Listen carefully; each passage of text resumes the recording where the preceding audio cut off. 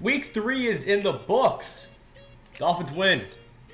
We are excited. But first, let's get through some business. Follow me on Twitter at Cochran108. Follow Jake on Twitter at JMendel94. And even hit us up on Twitter as well, at MIA in the Hunt. Subscribe to us on iTunes. Follow us on Podbean. Rate us, review us, listen to us, talk to us. Go Dolphins.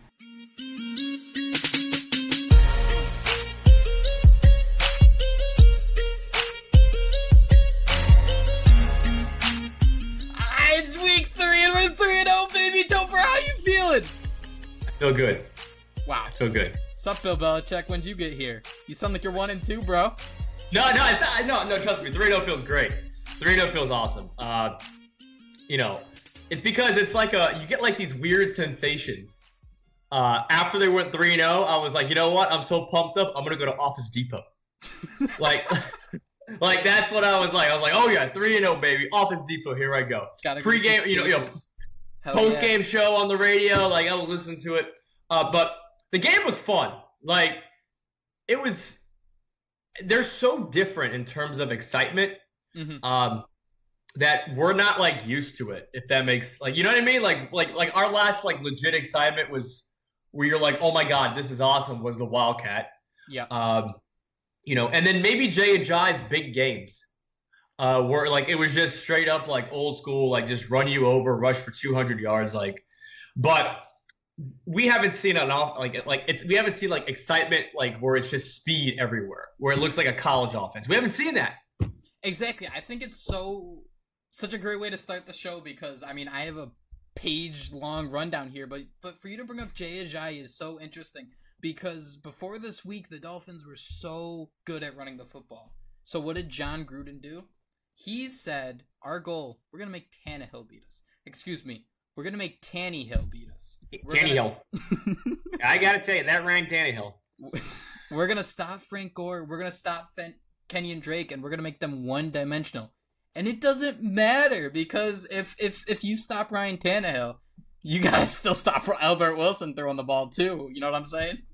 Yeah. It was just all over the place. Because for most of the game, like it was honest, like it was frustrating, right? Like, were you frustrated? Like I was legit aggravated. I thought they were going to lose. Yep. With the amount of injuries that were falling, with the amount of injuries, the ejections. There was a period where like the Raiders just ran the ball and it felt like an eternity. And next thing you know, like just crap happens and the Dolphins are like, it's 17-14.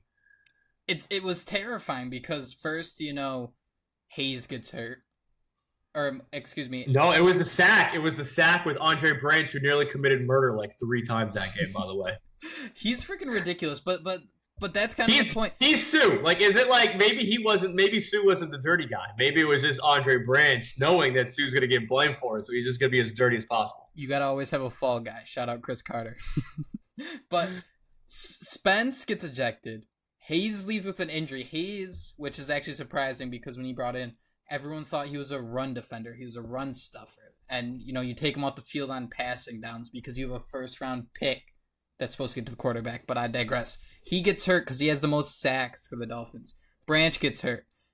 Hayes gets hurt. All of a sudden, you're down 3 defensive linemen in a ground-and-pound game. It was terrifying. Did you see who came in on a play? Jesse Davis. I loved it. I was like, this is all like it was fun. Like it was just so annoying because you were just banking on the Raiders being cooked, like just being exhausted midway through the third, and that happened. Yep. Like it totally happened where like they came out crazy with Jordy Nelson. Like they look like, oh, it's just one of those games. But they got it together, man. And like I don't know if they would have done that last year. I don't know if they would have done that 2 years ago when Adam Gase's first year. In 2016, when like DVOA and I find DVOA, QBR, and PFF as the most polarizing things because we mentioned it last week how you love them when they are good for your team, but you hate them when they're bad. And the Dolphins in 2016 were a team that was unsustainable. The kind of luck they had, the kind of turnovers, where this year their defense is freaking incredible. And you mentioned Jordy Nelson starting off the game so hot. So hot. Yeah, it was terrifying. I was like, not this game. Not like it was. It almost felt like the first play of the game almost felt like this is. I'm not shocked. Yeah, exactly. I'm not shocked that this is happening. Rashad Jones isn't playing. They shuffled the lineup up. They got Minka at safety, which isn't a bad thing. Right. It's just the amount of pieces that needed to get moved because of Rashad Jones, and it was like, here we go. Like, you know what I mean? Exactly, because all going into the game, like, you know, it's like ritual. My dad and I watch the games, and he was really annoyed that Rashad wasn't playing because it really sounded like he was going to. You know, he's catching balls on Friday, and I tried to explain to him, and I kind of looked like an idiot, especially on the first drive, that Rashad isn't necessarily the piece that makes the defense, but he's the piece that makes everybody better. He makes sure everyone's in the right position. He might not, you know, shut down someone, but he's always going to be in the right spot at the right time. So when you see Jordy Nelson, where, side note, holy shit does an ACL tear make him look slow. Jerome Baker caught up to him, linebacker. Yeah. Oh, my, yeah. Think of a Dolphins linebacker in the last 10 years who would have been able to catch up to a wide receiver outside of Jerome Baker. I don't know. I mean, like, you would have thought maybe, like, Deion Jordan. like the Deion Jordan that was drafted to be the freak athlete. Yep. Like that mold. But yeah, like that game, it was just so obnoxious. Like there were so many things that like made me like my head explode. Starting with Jordy Nelson, and then the random like 1st and 20. Yep. They hand it off to Kenyon Drake twice, and then it's like a pass to Gesicki in the flat, and you're like, what are we doing here? Like I get the significance of it, but it's just so like I want to punt all of that crappy offense in the sun. Like I want to get rid of it because it's so frustrating to watch that if Albert Wilson and Jakeem Grant didn't go nuts, I would have been like this team's not good at all. Exactly, because we're sitting there and they're just dinking and dunking and so boring. Look for this on In the Hunt, but I'm pretty sure that Danny Amendola, when the ball's going his way, he does the same thing every play. It's a play action and just like a quick hit over the middle, or he goes on an out and he gives two defenders. And he'll cut back in. He'll cut right back in. And he'll give 2 defenders a concussion on the same play. Oh my God, he was so. Do you think he was happy? He was like 5'10", like for the first time in his life. He's gotta. I mean, that's the thing. Like look for this on In the Hunt. We're gonna sit here and plug this early. I know we usually do it at the end of the show, but we're more than just a podcast. We do some memes. We do some film breakdown. And the one thing I noticed with Amendola, it's the one thing Adam Gase is really good at is there are maybe 10, 11 weapons on this offense.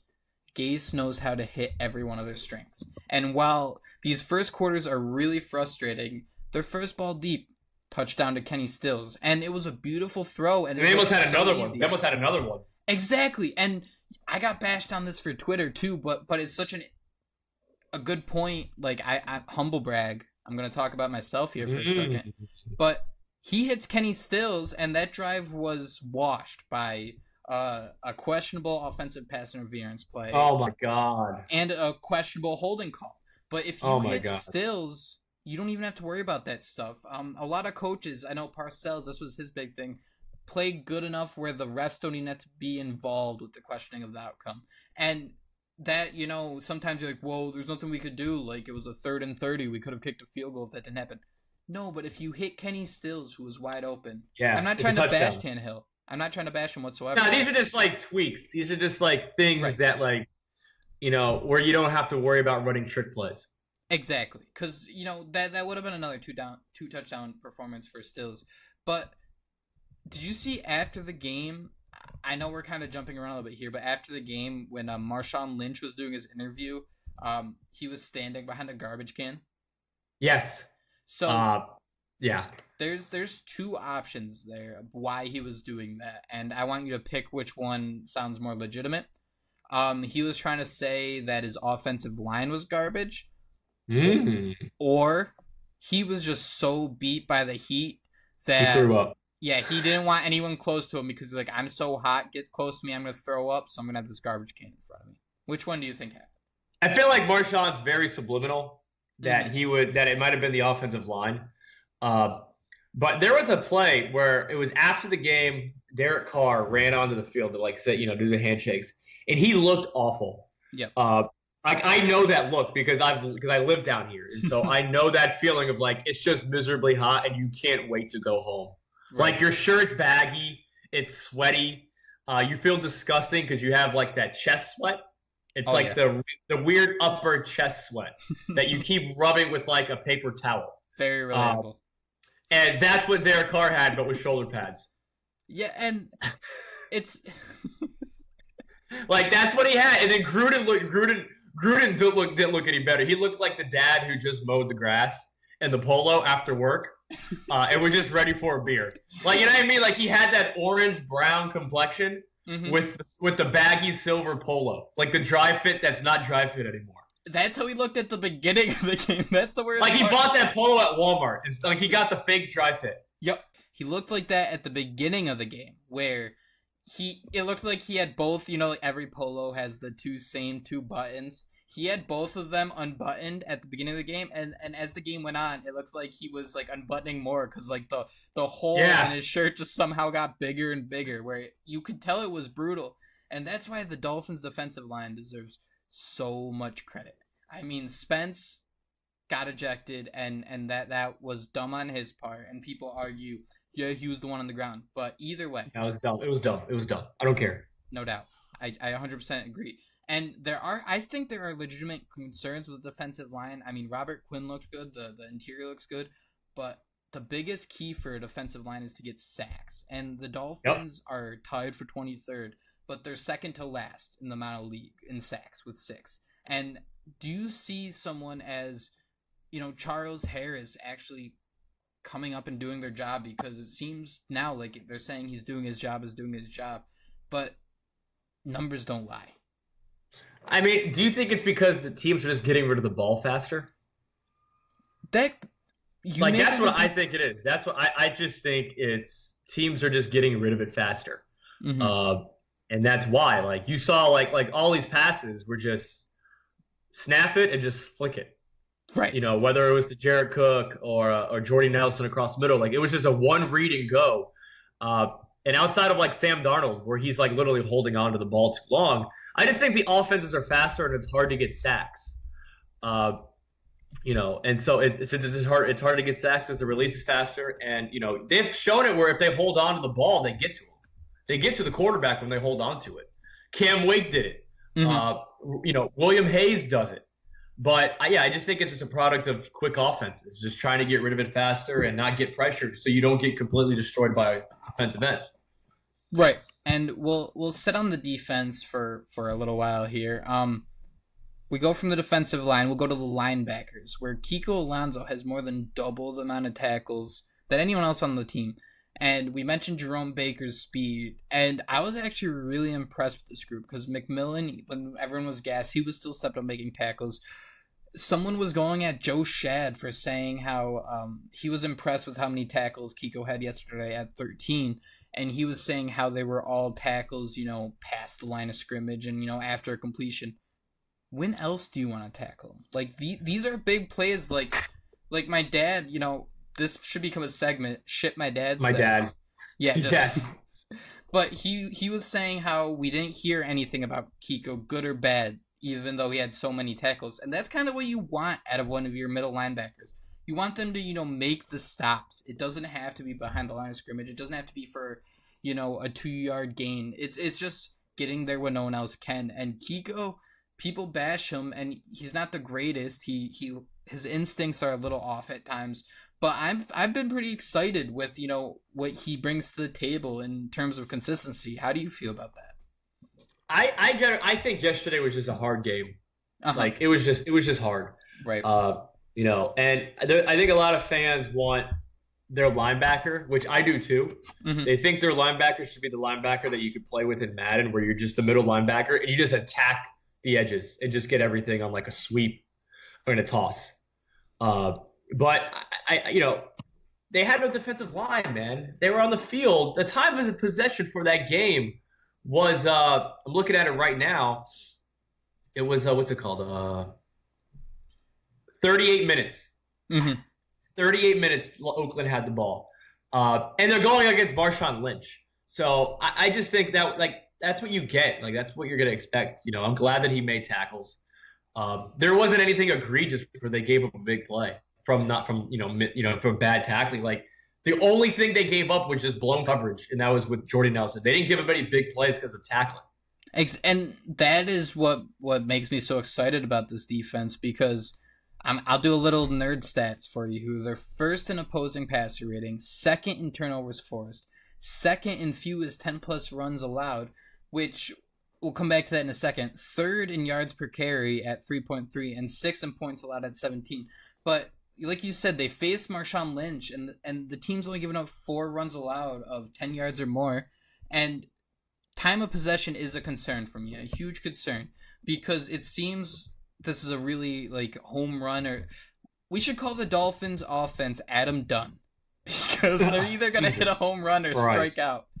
And that's kind of the issue we're seeing right now is I was watching a couple shows, I think it was Good Morning Football today, where they were talking about the Saints defense, and they were saying, they were comparing this to Gruden, where your defense needs to be on the field for 28 minutes or less.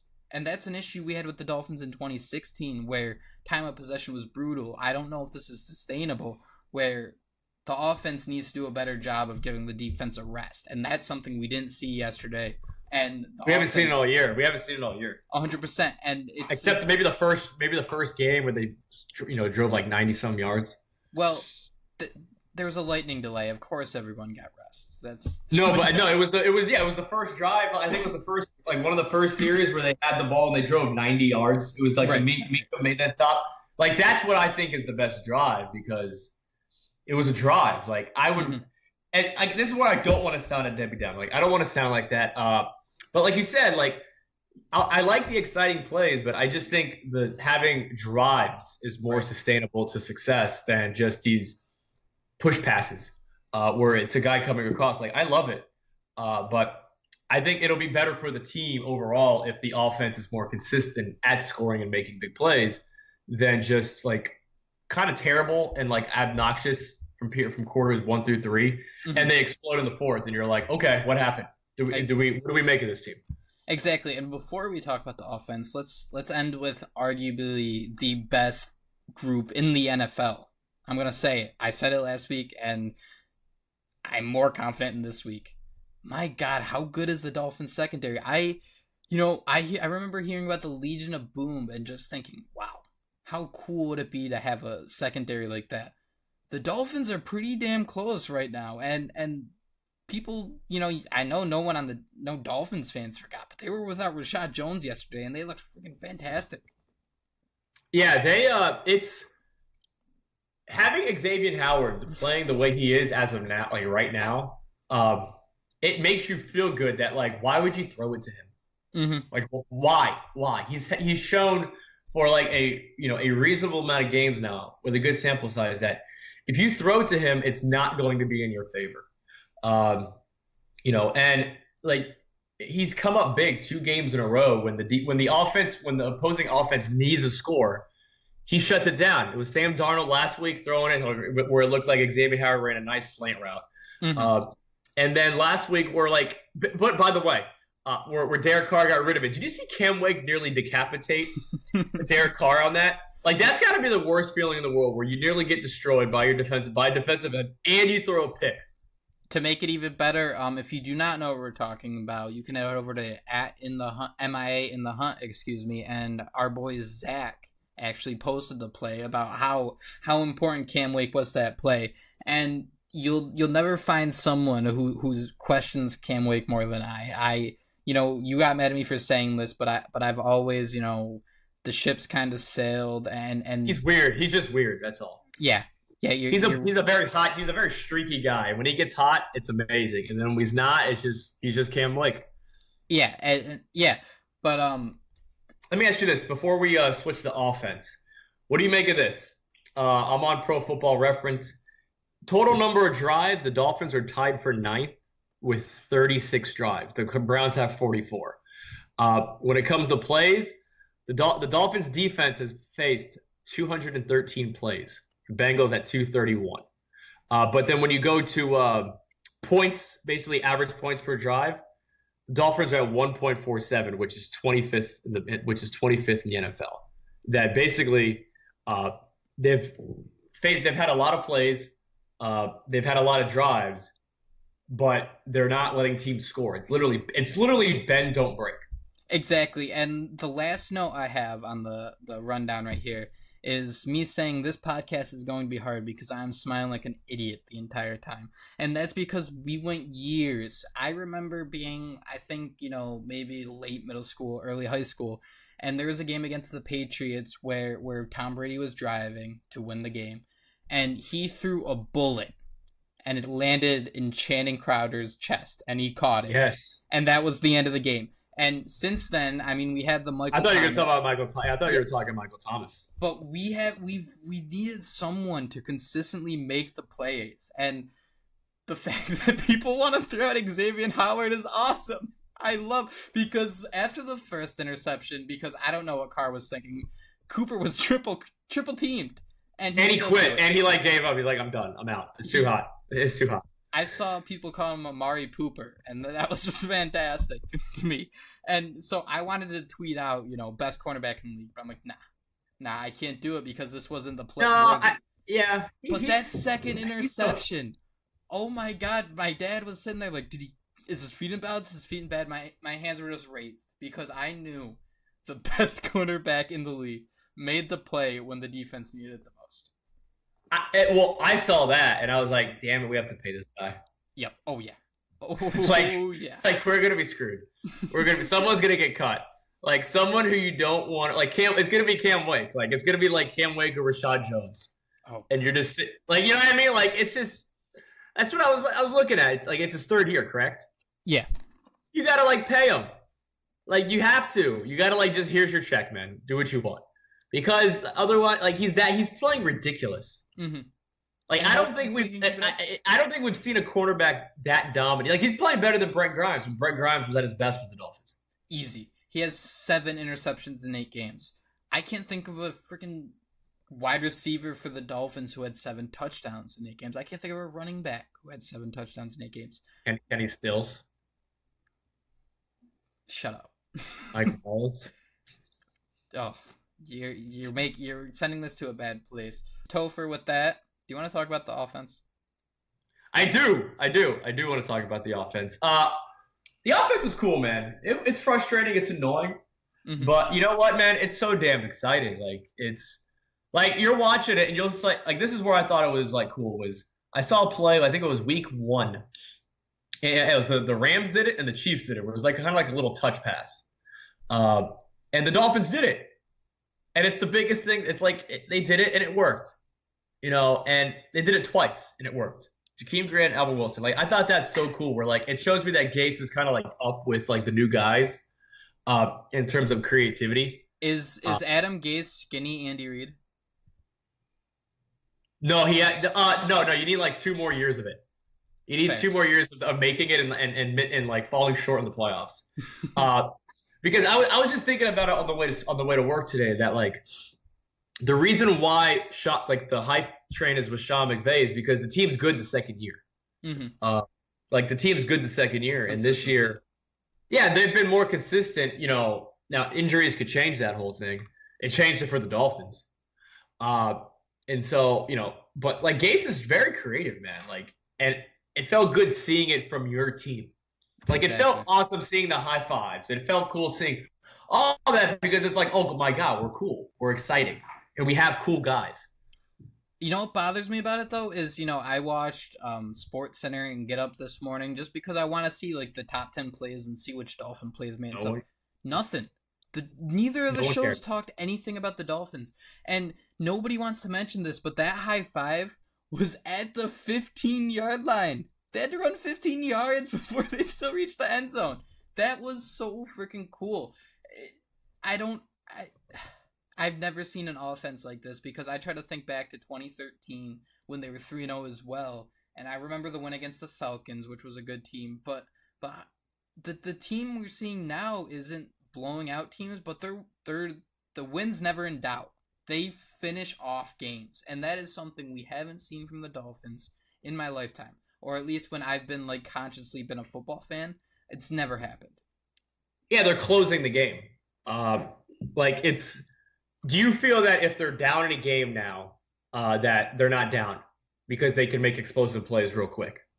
I do. I do, and that's kind of what bothered me about the first quarter. I don't know if it's just all part of Gase's plan where, you want to run the ball early. But when you saw Tannehill, finally open up in like the second half and even in the second quarter, there was like this confidence. He stood in the pocket and he just made reads and hit throws.